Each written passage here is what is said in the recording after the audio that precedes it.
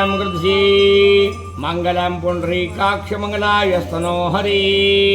ओम नमो सनंताय सहस्रमूर्तये सहस्रपादाक्षरद्वाराहवे शाश्वती सहस्रनामने पुरखाय शाश्वती सहस्र कोटि उदाहरणे नमः।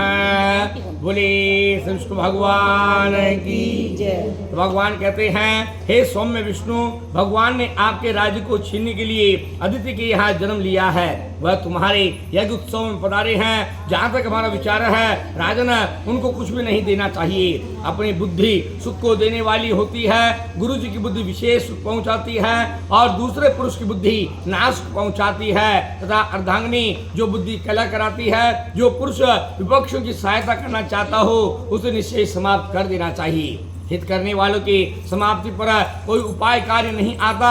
राजा बलि गुरु शुक्राचार्य से कहने लगा, गुरु जी धर्म के विपरीत नहीं सोचना चाहिए। इससे अधिक अच्छा और क्या हो सकता है। साक्षात विष्णु भगवान को धारण करेंगे। निर्धन से निर्धन के द्वारा विष्णु भगवान के लिए दिया हुआ दान भी फल को देने वाला होता है। पुरुषों में श्रेष्ठ भगवान पतित पावन है, जो कि अति भक्ति से याद की जाते हैं। पापी मनुष्य यदि विष्णु भगवान को याद करते हैं तो उनके पाप भी विष्णु भगवान के द्वारा नष्ट कर दिए जाते हैं। जिस प्रकार के बिना जलने के ध्येय से यदि अग्नि को छू जाए तब भी हम जल जाते हैं, जिसके मुख के अंदर हरि नाम के 2 अक्षर हैं, अर्थात जो अपनी जिह्वा से हरि नाम का उच्चारण करता है वह निष्कंठ रूप से विष्णु भगवान के रूप को प्राप्त करता है। हे गुरु जी, विष्णु भगवान के अंदर मन को लगाकर जो पुरुष अग्नि में हवन करते हैं उससे विष्णु भगवान संतुष्ट होते हैं। तब मैं तो विष्णु भगवान को संतुष्ट करने के लिए करता हूँ।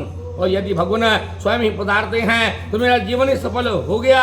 इस प्रकार बलि कह रहा था कि भगवान वामन रूपधारी यज्ञ में प्रस्तुत हुए हैं। सूर्य कहते हैं, बलि के द्वारा विष्णु भगवान को अर्घ दिया गया।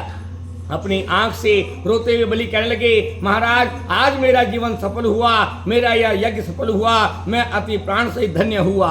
जो ऋषि मुनि बैठे हैं इनके भी सारे जन्म की गई भक्ति का फल आज प्राप्त हुआ है। इनके भी जीवन सफल हुए हैं। हे वीर महाराज, मेरे जीवन को धन्य है, बड़ा भाग्यशाली हूँ, मैं आपका अनुचर हूँ। आप कुछ मांगिए, मैं आपके लिए क्या दे सकता हूँ।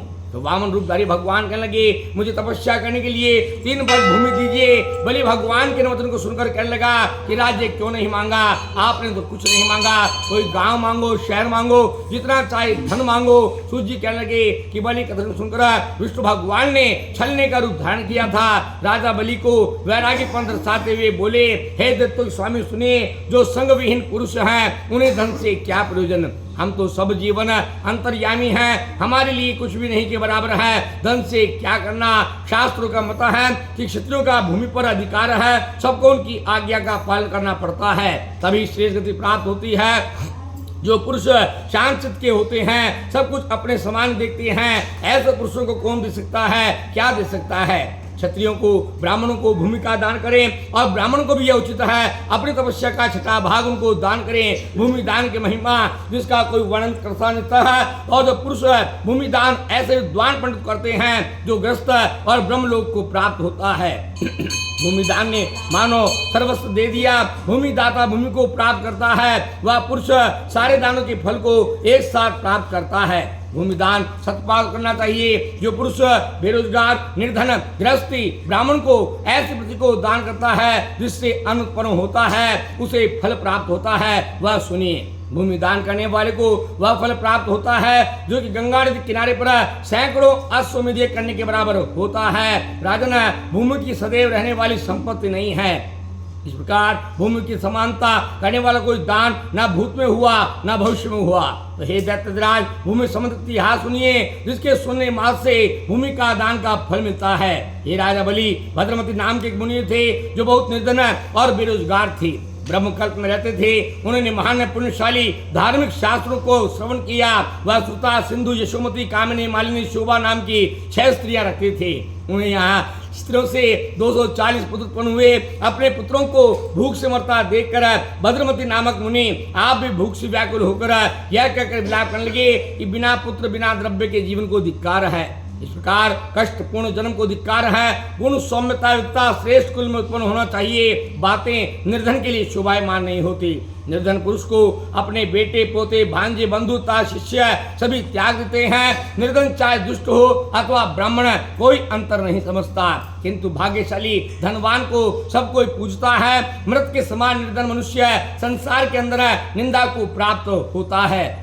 धनवान मनुष्य चाहे कितने बुरे स्वभाव का हो, वह नम्र स्वभाव का ही कहा जाता है। वह मूर्ख भी विद्वान कहा जाता है। गुणहीन गुणशाली है, कोई इसमें शक नहीं है कि पूंजीपति की पूजा होती है। निर्धनता के संकट से आशा अधिक संकटमय होती है। आशा में लगा हुआ पुरुष अत्यंत दुख सहन करता है। आशा के अनुचर सबके अनुचर है। आशा जिनकी अनुचर है सारा संसार उनका अनुचर है। विद्वान पुरुष यदि वह निर्धन है, संसार में गूंगे के समान वह कुछ नहीं कह सकता। जो भी निर्धनता के यश से जकड़ा गया उसे कौन छुड़ा सकता है। सारे दुखों से निर्धनता सबसे बड़ा दुख है। और दारिद्रता के अंदर बहुत सी स्त्रियां रखता हो, उसके बहुत सारे पुत्र हो, तो वह अत्यंत दुखी है। भद्रमती नाम का ब्राह्मण जो सारे शास्त्रों का ज्ञाता था, इस प्रकार कहकर ध्यान मग्न होकर ऐश्वर्य को देने वाले धर्म को कहने लगा, सारे दानों में श्रेष्ठ बड़ा धार्मिक कार्यों में अच्छा फल देने वाला भूमि दान है, वह श्रेष्ठ कहा जाता है। हे राजा बलि, यह सब विचार कर वह भद्रमती नामक ब्राह्मण अपनी स्त्रियों को लेकर कौशाम्बी नामक नगर में पहुंचा। हे बलि, वहां जाकर भद्रमती ब्राह्मण एक ऐश्वर्यशाली सुघोष नामक ब्राह्मण के पास गया और वहां जाकर उससे 5 हाथ भूमि मांगने लगा। सुघोष बड़ा धर्मात्मा था। भद्रमती ब्राह्मण को देखकर बड़ा प्रसन्न हुआ और उसकी हार्दिक सेवा करने लगा।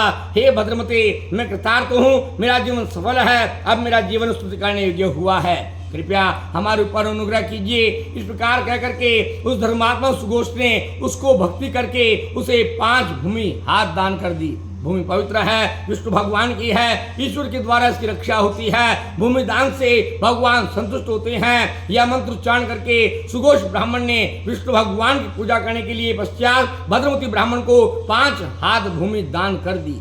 भूमि दान के प्रभाव से सुघोष विष्णु भगवान के मंदिर गया। वहां जाकर भक्त शोक को प्राप्त नहीं होता। पहले जन्म को याद कर उस भाग्यशाली को बहुत सुख प्राप्त हुआ। तथा भद्रमती ने भी मांगने से प्राप्त भूमि को जो 5 हाथ भूमि एक कुटुंबी जो ब्राह्मण विद्वान था, विष्णु भगवान की पूजा करने वाला था, ऐसे भक्त को दे दी।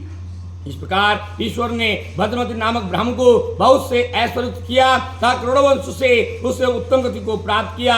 अतः हे देवराज, तुम भी सारे धर्मों से युक्त हो, हमें मुक्ति पाने के लिए 3 पग भूमि दो। तपस्या आरंभ करेंगे। बलिराज ने प्रसन्नता पूर्वक वामन महाराज को भूमि दान करने के लिए जल से भरा हुआ लोटा लिया। उस लोटे के अंदर जल निकलने का मार्ग था। इतनी देर में घोर तपस्या के बल कर गुरु शुक्राचार्य लोटे के अंदर जाकर जल का मार्ग रोक दिया। तब विष्णु भगवान ने जानकर मार्ग के अंदर डाब को डाला। वह डाब करोड़ों सूर्य के समान तेजशाली शस्त्र बना। शुक्राचार्य की एक आंख उस अस्त्र से फूट गई। इस पर शुक्राचार्य ने राक्षस कहा, देखो यह शस्त्र डाब है। राजा बलि ने विष्णु भगवान को 3 पग भूमि दे दी। उसी वक्त वामन जी महाराज ब्रह्मलोक को प्राप्त हुए। विराट रूप धारण किए भगवान ने अपने 2 पैरों से सारी भूमि को नाप लिया। भगवान उस पैर से ब्रह्मांड के अंदर तक प्राप्त हुए। सारा ब्रह्मांड पांव के अंगूठे के बीच से खिल गया। उस दरार से ब्रह्मजल निकला है। उस जल से विष्णु भगवान का प्रक्षालन हुआ। वह जल बड़ा स्वच्छ पवित्र धारा रूप बना। वह जल ब्रह्मांड देवताओं को पवित्र करता हुआ और सब ऋषियों के द्वारा सेवा किया हुआ सुमेरु पर्वत पहुंचा। वही गंगा है। इस प्रकार का आश्चर्यजनक कर्तव्य देख करके ब्रह्मादि देवता ऋषि मुनि उसकी पूजा करने लगे। ब्रह्मादि के स्वामी परम श्रेष्ठ आप स्वरूप अथा महिमा वाले अनंत मूर्ति आपको प्रणाम है। हे परेश ब्रह्मादि के स्वामी, आपको बारंबार प्रणाम है। इस तरह से पूजा किए गए विष्णु भगवान ने प्रसन्नता पूर्वक ब्रह्मा देवताओं को अपना पैर दे करके अभय दान दिया।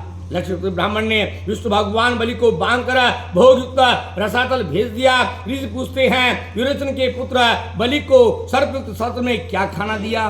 सूजी कहने लगे, बिना मंत्र के उच्चारण किया गया हवन और अपात्र को दिया हुआ पात्र उस बलि को पहुंचता है। इस विधि से विष्णु भगवान ने राक्षस को रसातल में पहुंचाया तथा देवताओं को श्रेष्ठ मुक्ति और स्वर्ग प्रदान किया।